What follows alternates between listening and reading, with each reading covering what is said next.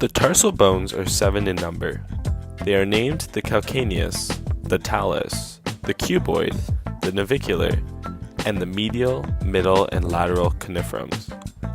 The calcaneus is the largest of the 7 bones and is the weight-bearing bone within the heel of the foot.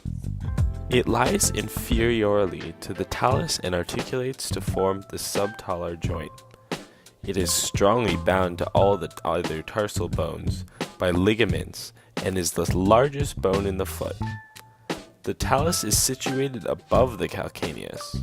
It transmits the body weight from the tibia to the calcaneus and navicular bones. It lies between the malleoli.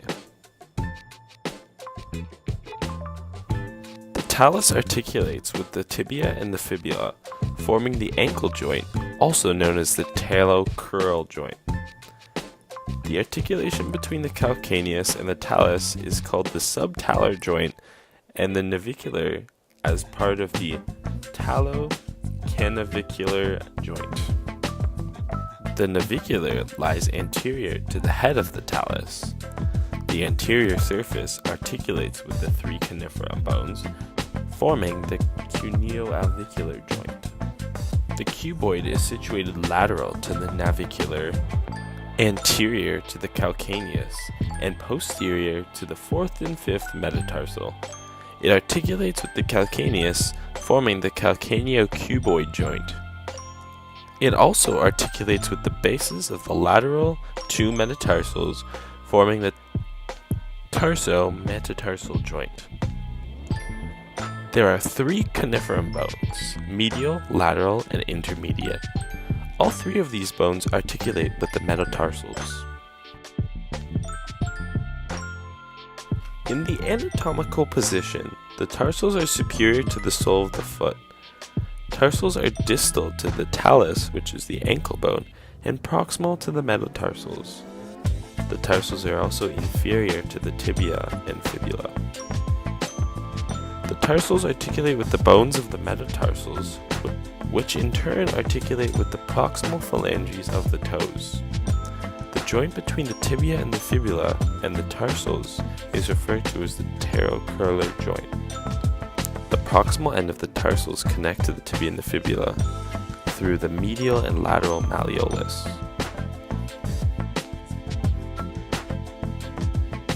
While there are many muscles which articulate with the tarsals, there are 3 major ones which we will focus on today. The first is the tibialis anterior, which is the most superficial muscle on the anterior calf. This muscle aids with the dorsiflexion of the foot. It originates on the upper 2/3 of the lateral surface of the tibia and inserts on the medial side of the medial coniferum and the base of the 1st metatarsal.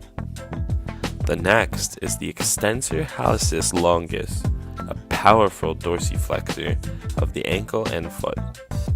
It originates on the anterior surface of the fibula and inserts on the distal phalanx on its dorsal surface.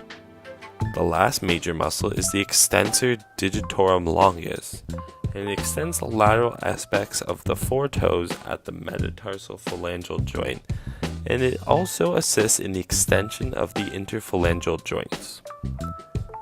It originates on the upper 2/3 of the anterior surface of the fibula, and splits into 4 tendons which split and run the distal phalanx. These attach to the 4 digits of the foot. There are 3 lateral ligaments and 1 set of medial ligaments in the tarsals.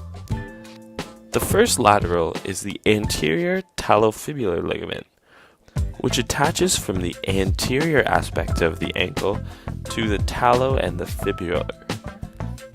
This is a major ligament for the stability of the ankle. The next is the calcaneofibular ligament, which attaches the calcaneus to the fibula. The last is the posterior talofibular ligament, which attaches the talus to the fibula. The set of medial ligaments is called the deltoid ligaments. There are 3 of them. The relevant bones of the tarsals are the calcaneus, cuboid, navicular, talus, and the three cuneiform bones. These bones can be fractured through a sudden impact of force or through repetitive forces, resulting in a stress fracture. Stress fractures of the navicular and calcaneus bones are the most common.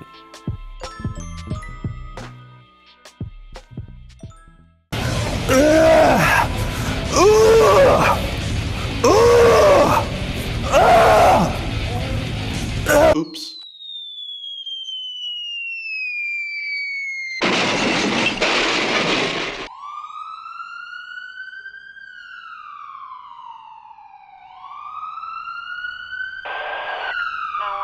Ambulance, 75-year-old male, back pain, 211 Silver Hollow.